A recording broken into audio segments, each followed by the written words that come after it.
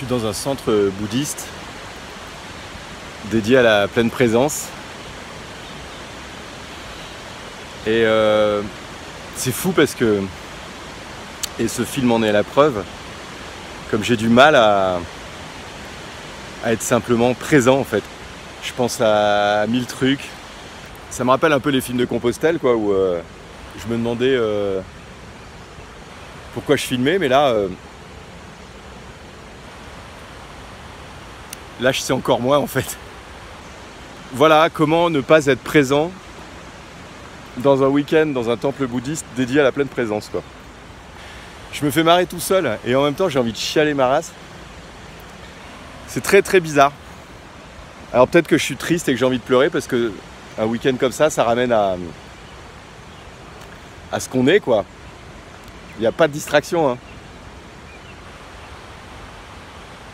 C'est très bizarre. C'est un film très personnel que je vous livre là.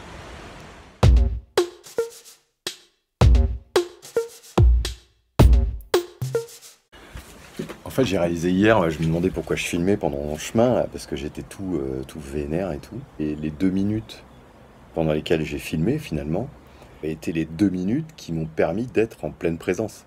Et en fait, j'ai réalisé que ce film hier, c'était un échappatoire à mon mental que j'arrivais pas du tout à gérer. Filmer, finalement, est un moyen pour moi d'être dans le présent, peu importe que ça soit diffusé ou pas. Mais je pense que je vais faire un petit film sur ces 4 jours, parce que je me dis que je suis pas le seul à être dans le mental, que je suis pas seul en souffrance, par rapport à mes émotions qui sont trop présentes. Et c'est marrant, parce qu'ici, on apprend vraiment à réaliser, quand on souffre au moment présent, c'est toujours à cause de nos pensées du passé, ou toujours à cause de nos projections concernant le futur. Voilà, alors hier j'étais en plein bad, à 19h j'ai fait une espèce d'expérience bouddhiste avec tous les gens, et je débarquais complètement, donc j'étais au milieu et tout, et ça m'a fait un bien fou. Depuis ce matin on a attaqué l'accompagnement à la pleine présence, et c'est fou comme le mental provoque des émotions, et comme les émotions peuvent attaquer le corps, quoi. Ce qu'on est censé apprendre ici, c'est être dans le moment présent. Parce que c'est vrai que le moment présent, lui, il laisse pas de place à l'émotion finalement. Voilà. Là je vous parle par exemple, j'ai pas mal au ventre. Hein. Personne me manque, hein. Je suis en train de vous parler là. Je vais couper la caméra, je vais retourner dans mes pensées. Alors après, le boulot c'est cette discipline de se mettre observateur de ses pensées. Et là du coup, pendant qu'on est observateur de ses pensées, on n'est plus dans ses pensées. Donc c'est des petites secondes de répit en fait. Ça c'est ma petite chambre, j'ai de la chance parce que je suis dans une... Alors bon, ok, c'est la couette de ma fille, hein, ça va, c'est un lit simple. Je me balade pas avec des couettes, avec des petites fleurs partout. Hein. C'est très dur de se retrouver en peine, en souffrance et seul face à soi-même, quoi. Il n'y a pas la fuite. Il n'y a pas les copains, il n'y a pas l'alcool, il n'y a pas les clopes, il n'y a pas les pétards, il n'y a pas... Ah, il n'y a pas la fuite. C'est chaud, hein. Ouais, il y a 3 ans, c'était un peu les mêmes problèmes. Je suis parti à Compostelle. Là, je me retrouve dans les mêmes impasses. Je fais ça. Et il y a 3 ans, Compostelle, ça m'a quand même amené à mes activités de magnétiseur. Voyons voir cette expérience-là en centre bouddhiste, où ça va m'amener. Ce qui est marrant, c'est que ça rejoint tellement de pratiques que je fais déjà. Et en fait, du coup, j'apprends pas énorme, sauf que il va falloir sacrément que je pratique pour arriver à me calmer, quoi, à calmer mes émotions. Moi, je suis très mauvais pour gérer mes émotions, quoi. Je me laisse déborder. C'est légitime aussi d'avoir de la peine, mais c'est fou comme la journée était géniale, quoi. On a vraiment travaillé sur le souffle, le corps, l'écoute du corps, et la position assise, lotus de méditation me coûte pas trop. Je suis plutôt bien. C'est ce qu'il disait tout à l'heure. Il disait face aux émotions et face au mental qui tourne, c'est là, t'as des émotions et t'as le mental qui tourne, quoi. Voilà. Mais si tu te dis ça, tu le regardes, déjà tu respires. J'ai plus du tout ma boule au plexus là que j'avais hier, mais de ouf, quoi. Moi aussi je fais mon petit reportage, tu vois. Voilà, cuisine sauvage, c'est super bon.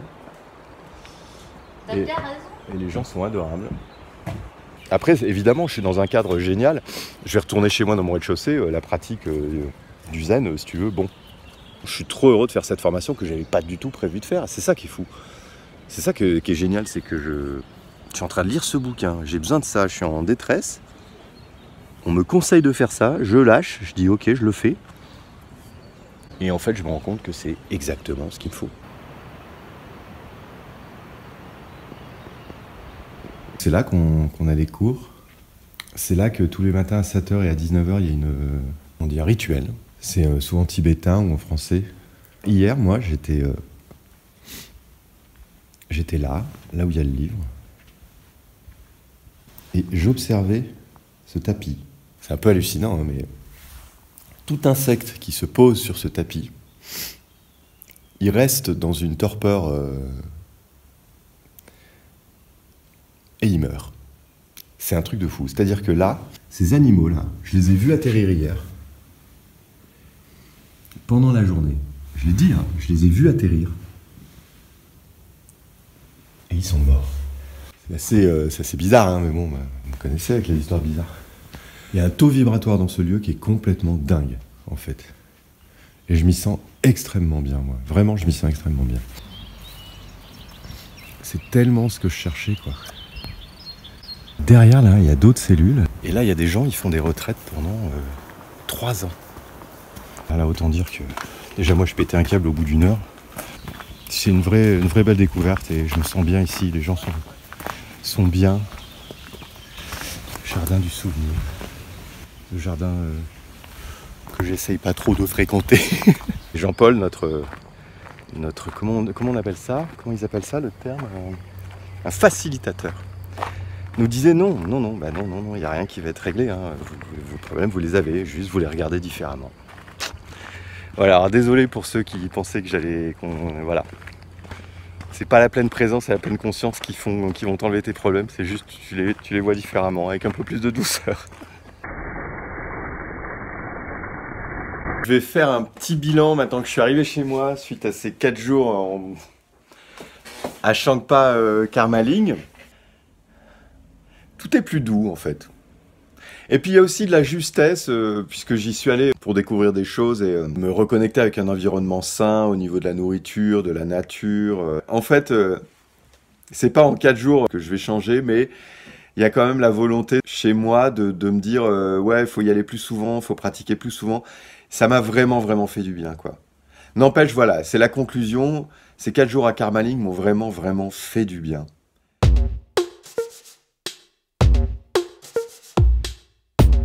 Croyez-le ou non, devinez où je suis.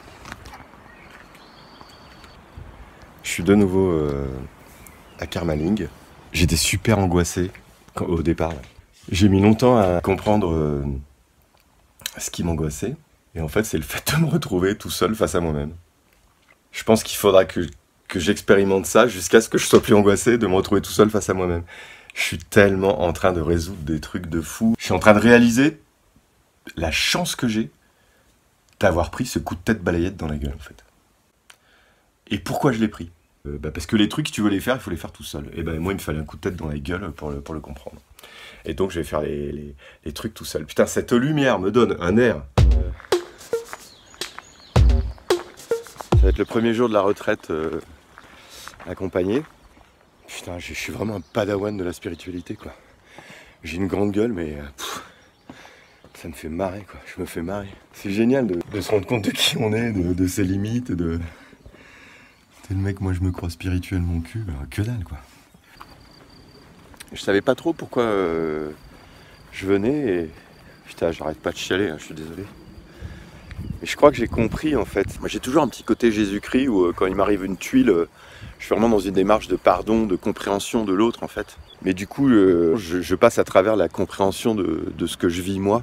Et là, je suis en train de me rendre compte que j'accepte pas l'élément extérieur qui m'a impacté directement. Mais en fait, cet impact sur moi, je l'avais pas vécu dans le corps, et c'est pour ça qu'il y avait comme une espèce de déni encore. C'est pour ça que j'ai perdu autant de kilos et que j'ai été obligé de venir là, bon, ce qui est une très bonne chose. Mais en fait, ce matin, dans la pratique, on a fait 3 heures de pratique, mais putain, mais ça a été 3 heures de combat, quoi. J'arrive pas à accepter ce qui m'arrive. Putain, mais c'est horrible. Tout le boulot de ce matin, finalement, s'est transformé plutôt que tiens, je travaille pour accepter.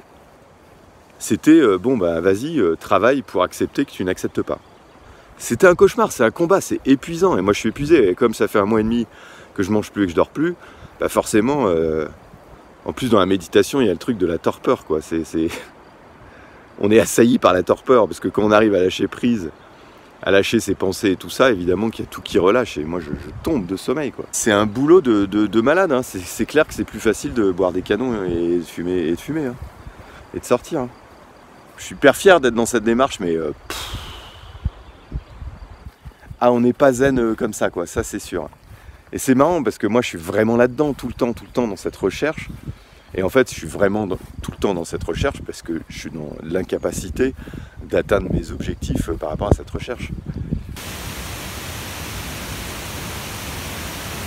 J'ai beaucoup parlé avec notre facilitatrice de la semaine, de la difficulté que j'avais, quoi, d'être en méditation et en pleine présence. Et elle m'a dit, tu n'as pas d'autre choix que d'accueillir ça, de regarder ta tristesse, de l'accueillir. Le Compostelle, c'est un truc de warrior, mais là, être assis face à sa merde, mais c'est normal, c'est ma deuxième session. Ça me remplit de quelque chose où je me dis, bah mec, t'es sur la bonne voie, et t'es sur la bonne voie pour toi. Alors hier j'ai raclé la gueule comme une merde, elle me dit entre midi et deux que il faut que je lâche prise et que j'accepte en fait, que j'accepte ma colère, que j'accepte ma douleur et tout. Je savais pas pourquoi je revenais, voilà je sais quoi.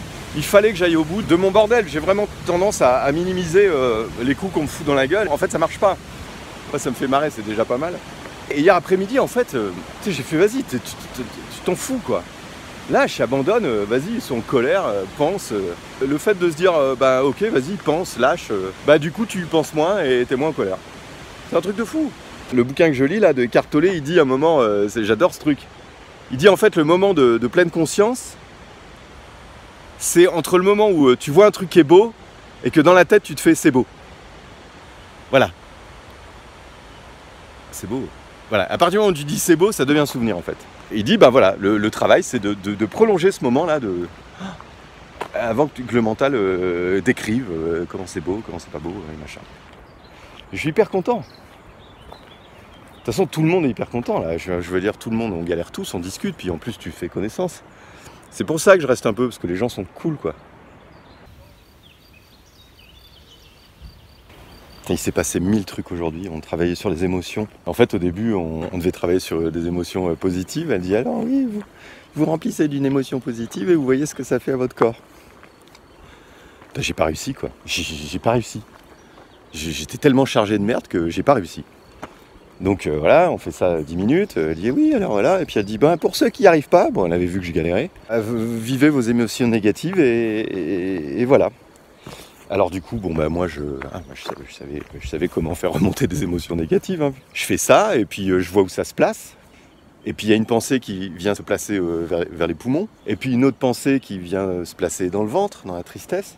Et puis je pense à mon histoire récente, ça vient se passer dans la gorge. Il y a plein de choses que j'ai pas pu exprimer. Et je faisais mon petit voyage comme ça intérieur et c'était magique de découvrir ça, quoi. En fait, une pensée provoque une émotion et provoque une réaction dans le corps. On refait une méditation, mais là, beaucoup plus longue. Et là, j'arrivais pas à respirer. J'arrivais pas à respirer et tout d'un coup, je me rends compte que j'ai de l'asthme. Putain, ça fait tellement de temps que j'ai pas eu d'asthme. Donc j'ai cet asthme qui monte là. Et je fais ok, vas-y, alors t'as de l'asthme, accueille l'asthme à fond. Et s'ensuit une putain de tristesse. Le fait de vivre à fond, le fait de pas réussir à respirer, me provoque une émotion triste. Et après, la première pensée qui me vient, c'est moi petit. Moi petit avec mon petit cul de buto Obélix. Parce que moi, quand j'étais petit, j'étais un putain de solitaire. Tu me foutais dans un coin, tu me laissais 5 heures avec un bout de bois et moi j'étais super. Et aujourd'hui, ça a changé, ça. Aujourd'hui, j'ai tendance à m'accrocher, j'arrive pas à lâcher prise quand on me largue. Bon, après, tout le monde sait pas faire ça, mais moi, je suis quand même un champion du monde, quoi. Mais vraiment, je le vis à fond. Et la séance est finie, il est 12h30, tout le monde part. Moi, je reste sur moi, comme ça, et puis je me mets à pleurer et tout. Et je connecte avec le manque de soins que je fais à mon corps. Je sors du temple, je fais ma petite marche et puis toujours très oppressé, quoi, avec de l'asthme. Ici, on mange super bien, quoi. Il y a des gens, ils font à bouffer, c'est la bouffe sauvage, végétalienne, tout est hyper bon, c'est un truc de fou, c'est des médicaments la bouffe qu'on bouffe ici. Et là, je me sers, tu vois, de la salade, de la levure, du machin, du truc. Enfin, je me fais un beau plateau, tu vois, plein de couleurs, du rose, du vert. Première bouchée. Et vous croyez-le ou non, première bouchée, mon oppression s'arrête immédiatement.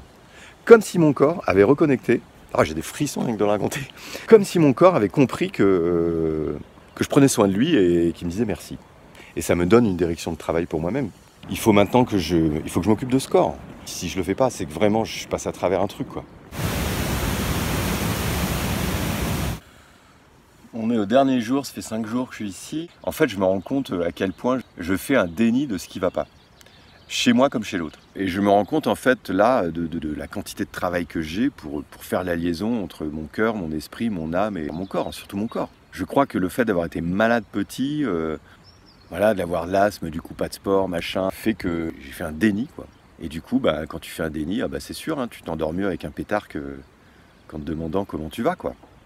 J'ai une tristesse de fond là-dessus hallucinante parce que je suis en train de réaliser que j'ai occulté plein de choses et que j'ai un boulot de malade. En fait, la seule solution, c'est de s'écouter, d'être au plus proche de son corps, de son souffle, de ses émotions, de les accueillir et d'apprendre à vivre avec ce qu'on est. Ça fait 9 jours quand même hein, de retraite. Je me rends compte que j'ai mis le doigt dans un truc dans lequel soit je recule, c'est-à-dire soit je reviens à ma vie et j'accepte de ne pas prendre soin de mon corps, etc. Donc j'accepte l'éventualité de me créer des maladies encore plus emmerdantes que ce que j'ai là. Soit je me dis, ben, apprends à accueillir tout ce que tu es. Et tout ce que les autres sont. Quand on touche à ça, ça impose une responsabilité, une discipline, un choix. On ne peut pas toucher à ça et se dire « Ah bah ok, salut ». J'attaque une seconde partie de vie, quoi.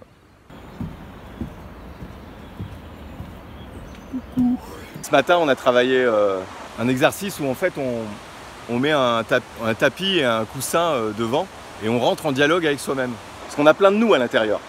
Celui qui est en colère, celui qui est compatissant, celui qui pardonne, celui qui est sympa, celui qui est pas cool. Et elle nous invite à rentrer en contact avec un truc qui est difficile entre nous, quoi. Avec un truc qui pêche. Et moi j'ai toujours cette boule là. Je dis ok, je vais aller à la rencontre de ça.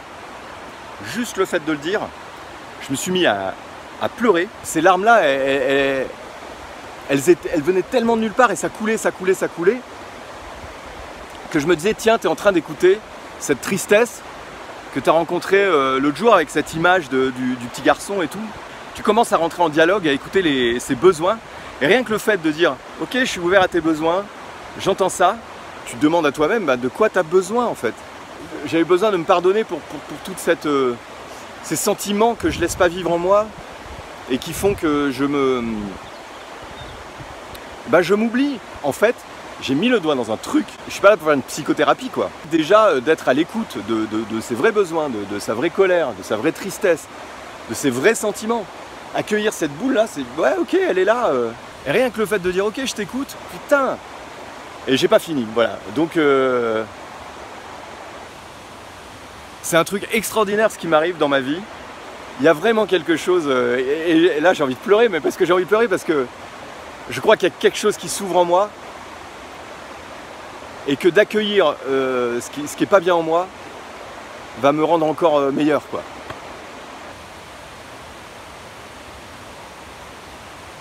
Donc je suis hyper chargé, mais je suis hyper heureux.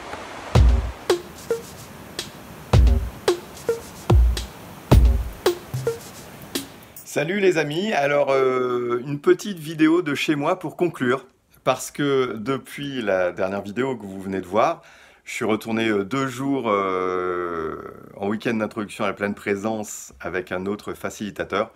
C'était 2 jours extrêmement difficiles pour moi, malgré ces dernières images où j'ai l'air tellement épanoui. Mais je suis toujours épanoui, mais en fait, il y a des hauts, des bas. Et pourquoi je fais un message qui conclut ce film? Mais parce qu'il n'y aura jamais de conclusion. Parce que j'y retourne 5 jours, puis 4 jours. Je vais y retourner tout le temps. En gros, j'habite la moitié de mon temps là-bas depuis que j'ai découvert cette voie. Passionnante, mais c'est un boulot de vie que j'entame. Donc c'est un magnifique virage et je remercie encore une fois l'univers de m'avoir amené ici. Mais c'est infini. J'ai attaqué vraiment, c'est ce que je disais sur les derniers films, un truc tellement exaltant pour moi, tellement nouveau, que je suis très heureux de ce travail. Mais je pense que le film peut s'arrêter là parce qu'on a bien vu que c'était pas un long fleuve tranquille, mais que c'était une belle démarche. Donc je pense que l'essentiel est dit. Je voulais quand même remercier énormément Audrey Artaud de m'avoir indiqué cette adresse et vraiment remercier toute l'équipe de Karmaling, tellement adorable. de l'accueil aux cuisines, à la direction, au lama, à tous les gens qui sont là-bas. On se sent merveilleusement bien chez vous. Qui sait, peut-être qu'il y aura un numéro 2 dans quelques temps, mais là, je pense que c'est bien de conclure ce film parce que il n'y a pas de conclusion à ce travail. Et je note que ça me fait énormément de bien. Voilà, j'ai un rapport beaucoup plus juste avec ce que je vis. Et donc beaucoup plus confortable. Et ça, c'est super. Tout est super. Voilà, c'est pas un long fleuve tranquille, mais c'est super. Il est force mentale et je vous conseille quand même la lecture du livre Le pouvoir du moment présent de Eckhart Tolle, qui est un bouquin occidental, mais justement, c'est ce qu'on trouve là-bas à Karmaling, cette méthode OMT de Denis Rinpoche est vraiment faite pour nous occidentaux qui sommes tellement peu accompagnés spirituellement. Et ici, la seule valeur de joie et de bonheur qu'on nous vend, c'est celle du pognon. Donc autant, c'est pour ça qu'on va pas bien. Et Denis Rinpoche a cette intelligence d'occidentaliser toute la spiritualité indienne, bouddhiste en particulier, tibétaine, ce qui permet à nous, occidentaux, de la comprendre et d'avoir une méthode adaptée à ce qu'on vit et à ce qu'on est. C'est une grande chance, voilà, d'être tombé et sur ce livre et sur le travail de pleine présence et de pleine conscience. Voilà, je vous embrasse tous, je vous souhaite le meilleur et merci d'avoir regardé ce petit film. J'espère que ça vous a intéressé. Salut!